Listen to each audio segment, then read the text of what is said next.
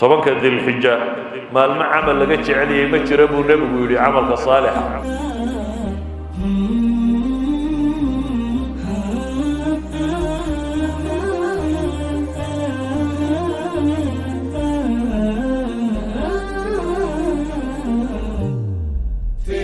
markaasay noocii ay markaa u arkayeen inuu ugu sarreeyo acmaasha saalixa ee alla bini aadamku qabto ayay tilmaameen wala aljihaadu fii sabiili illahi bayna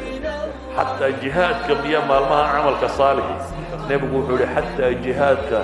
noocyo badan oo ka mid ah maalmahan camalkooda ma gaadho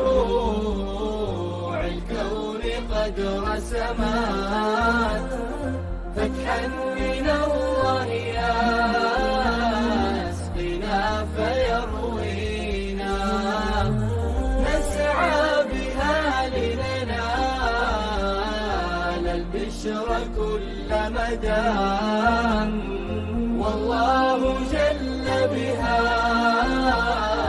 بالفضل يحمينا